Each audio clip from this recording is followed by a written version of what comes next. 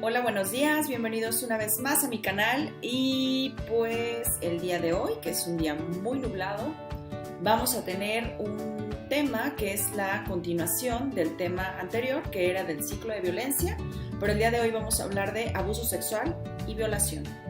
Vamos a ello.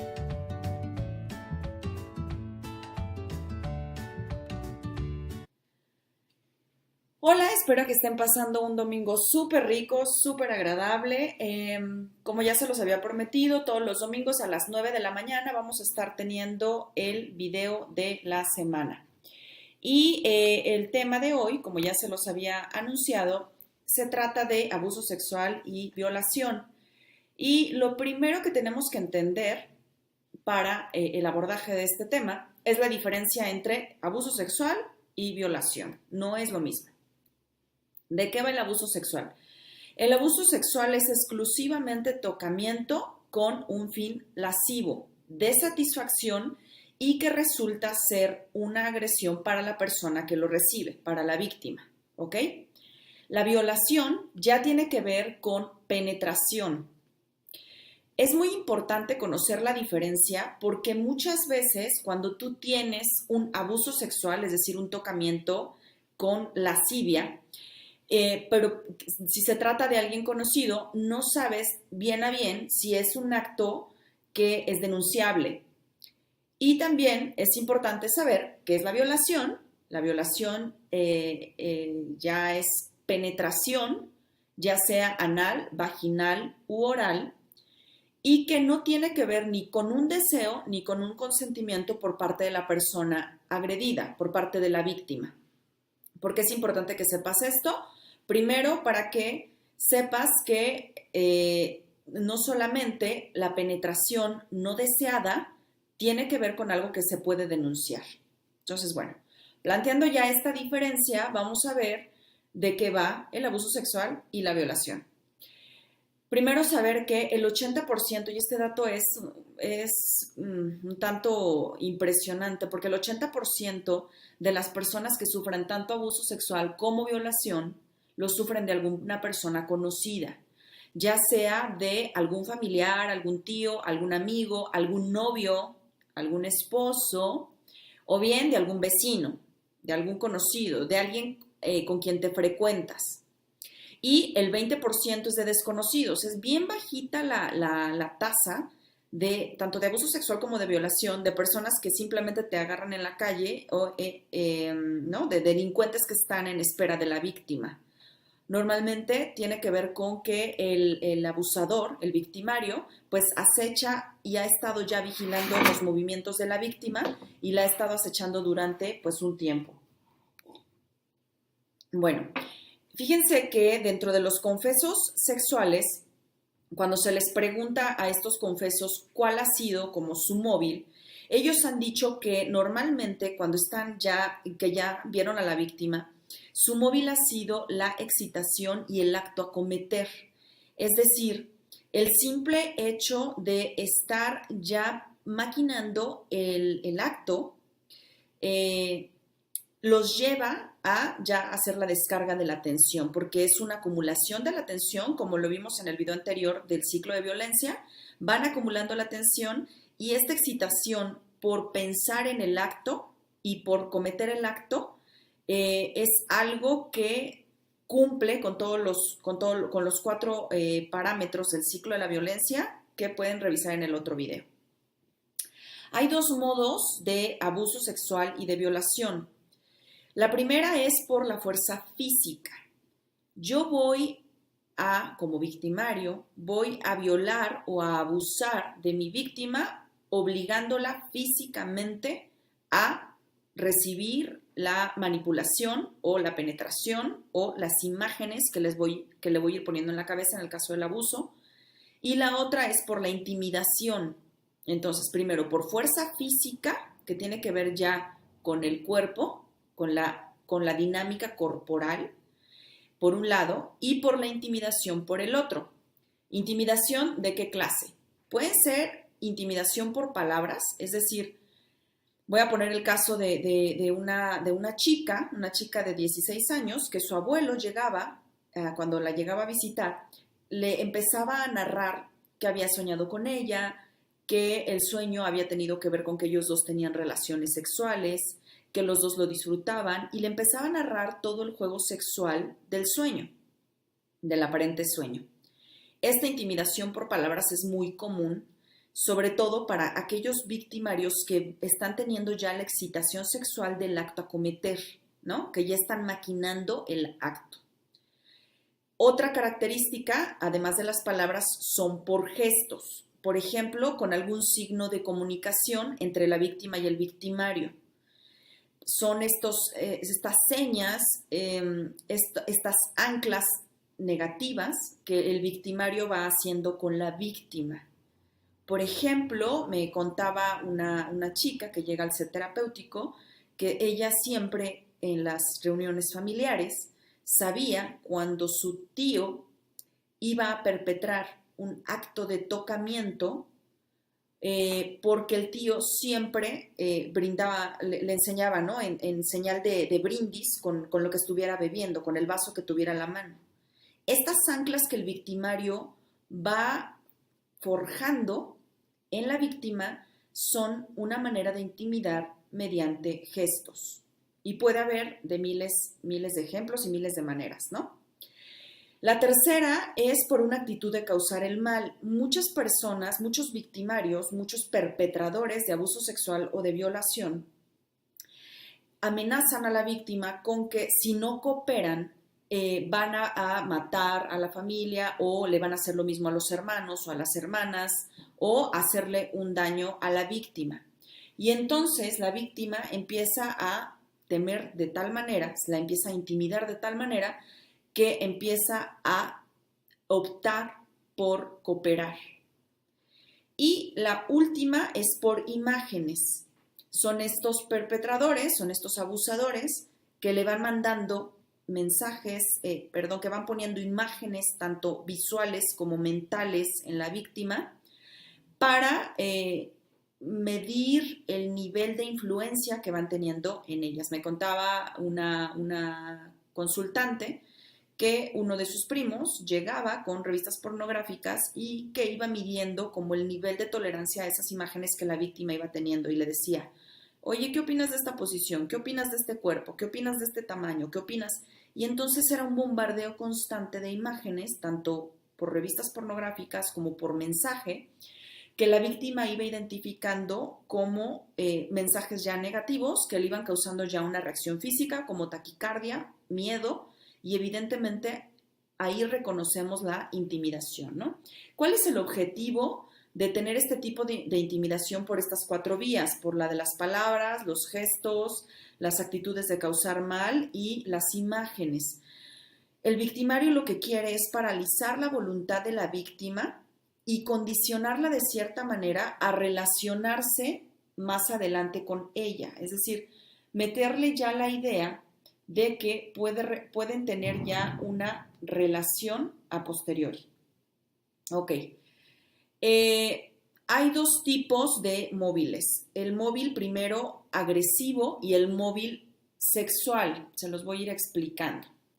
El móvil agresivo es una táctica que utiliza estrategias de intimidación como por ejemplo acosar, ¿no? Todo el tiempo estos victimarios, y hablo sobre todo de hombres porque la verdad es que yo no me he enterado nunca en la vida, o puede ser que sí lo haya, la verdad es que puede ser que sí, pero el 99% de los violadores son hombres, ¿no?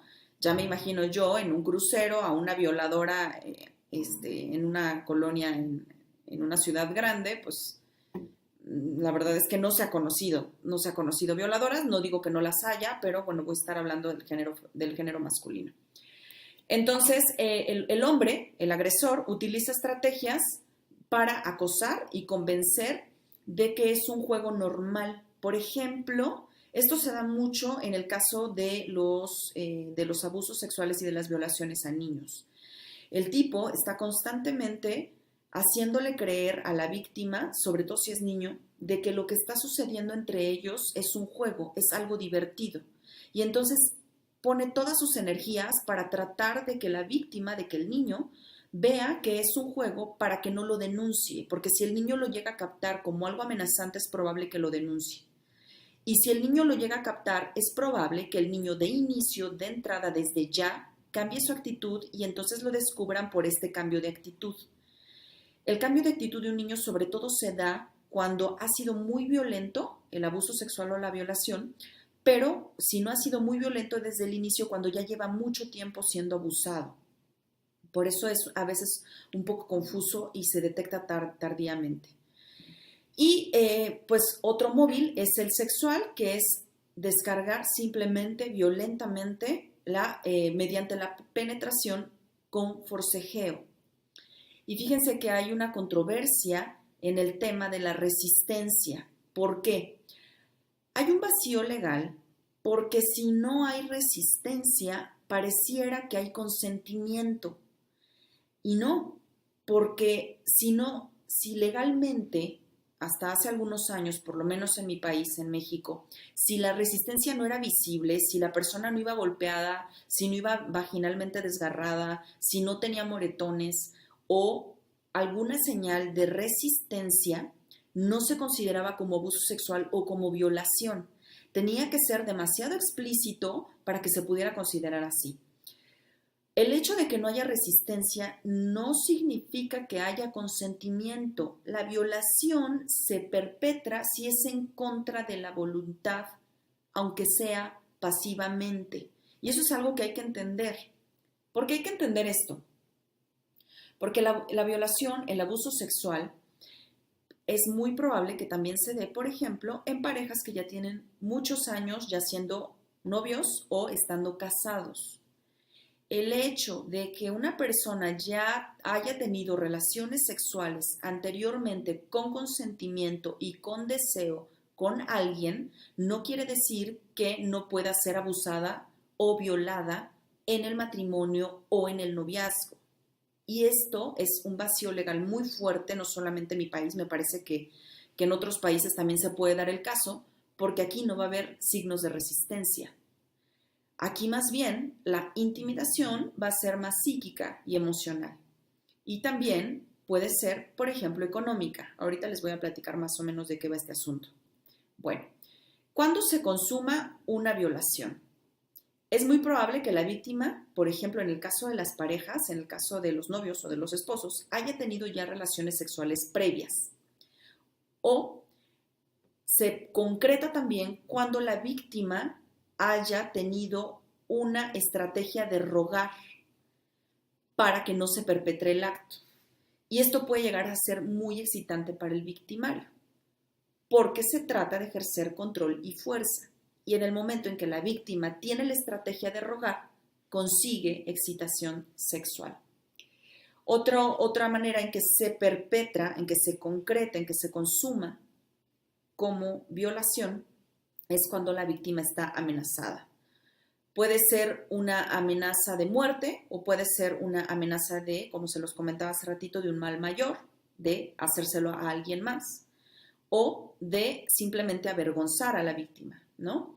Son estas personas que amenazan con que, bueno, si tú dices algo, entonces yo voy a hablar y voy a, no sé, a tirar tu reputación, ¿no?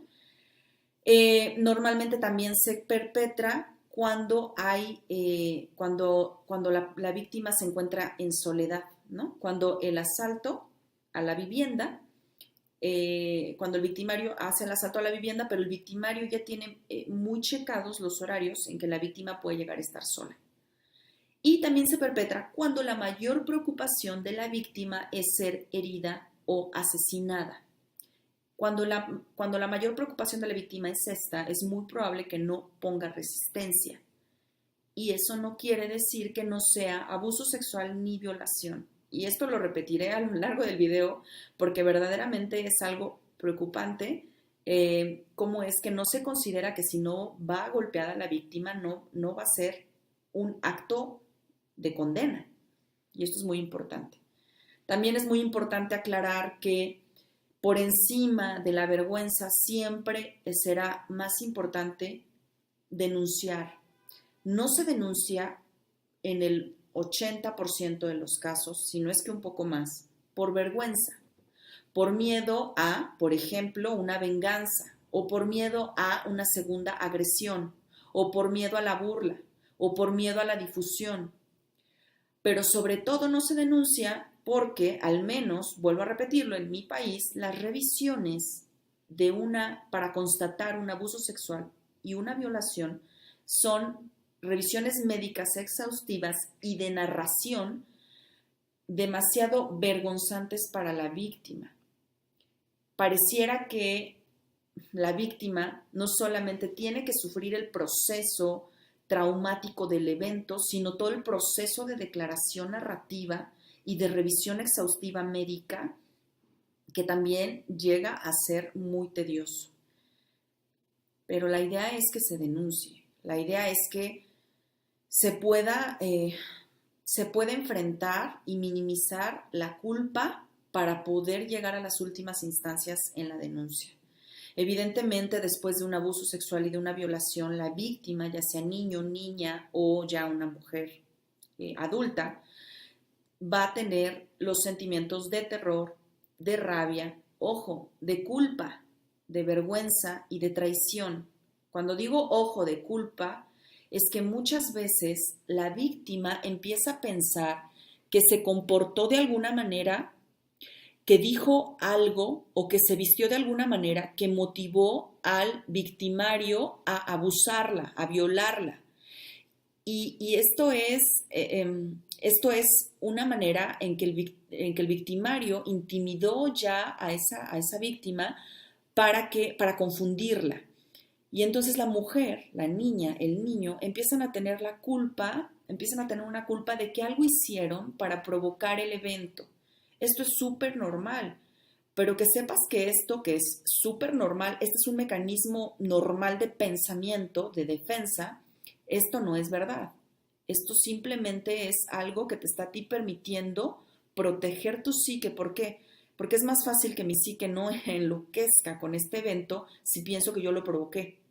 Si pienso que yo tengo el control sobre eso, que yo pude haberlo controlado, a que si pienso que el otro me está agrediendo de manera totalmente, que estoy en sus manos, totalmente desprotegido. Pero esto no es verdad. No eres culpable. No hiciste nada, no dijiste nada y no te vestiste de tal manera que lo haya provocado.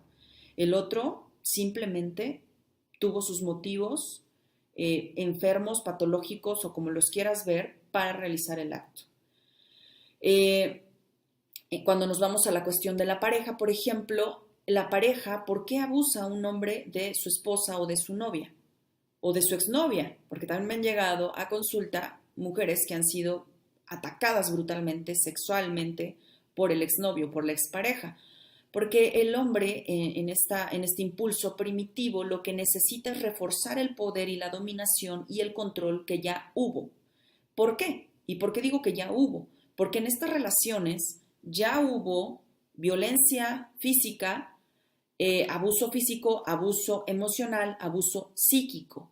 Fueron relaciones que el nivel de violencia fue aumentando de tal manera que llega a la violación. Y ojo, como se los comentaba también en el otro video, los feminicidios van en incremento. Como sociedad, lo que tenemos que hacer y como mujeres lo que tenemos que hacer es empoderarnos, hacer conciencia y hacer redes de apoyo que nos permitan a nosotras ver que estamos poniéndonos en peligro, aguantando un nivel de violencia lo más mínimo que sea.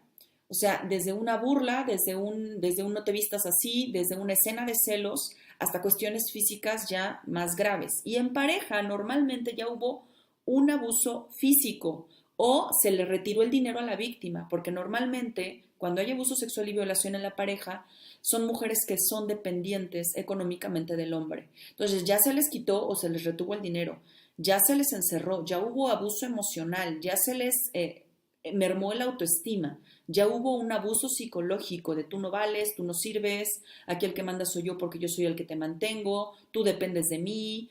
Ya hubo mujeres, llegó el caso a mi consulta de una mujer que el marido le cortó el internet de la casa para que no pudiera escribirse con nadie, le quitó el celular, le puso un chip en el coche para ver hacia dónde iba y entonces cada vez que ella salía, él sabía exactamente a dónde iba. Si iba con la familia, si iba con, no sé, con las amigas, él llegaba a los sitios, ¿no? Entonces el carro solamente estaba permitido para que fuera a llevar a los niños a la escuela y a recogerlos. Ella no podía tener vida social. Y evidentemente la perpetración del abuso sexual y de la violación se dio durante tantos años que ella empezó a acostumbrarse a ese modo de vida. No porque lo disfrutara, porque estamos hablando de abuso, estamos hablando de no respeto, de no consenso.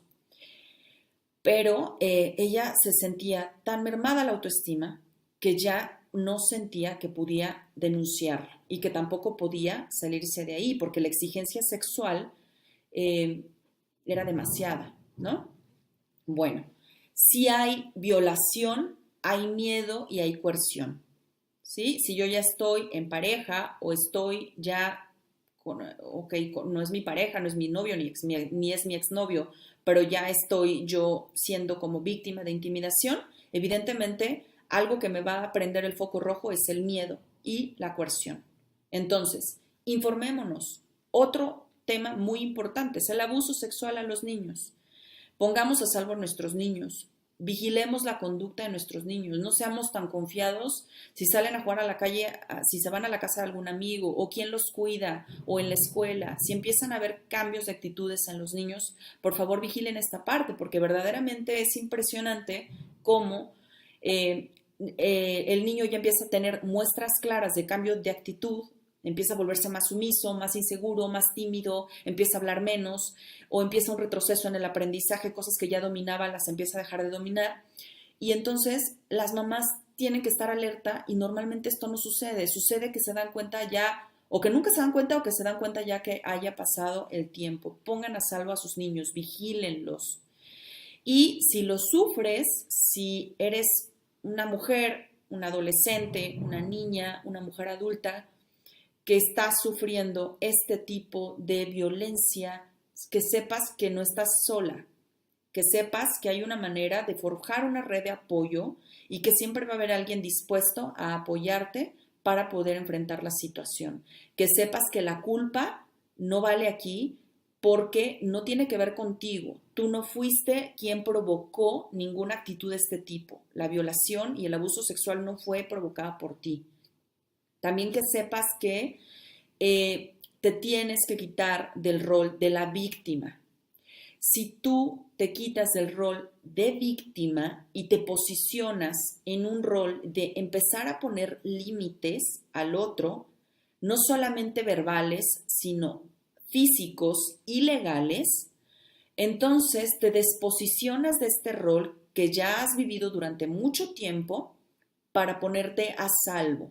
Mujeres, niñas, niños, nuestra piel es nuestro límite.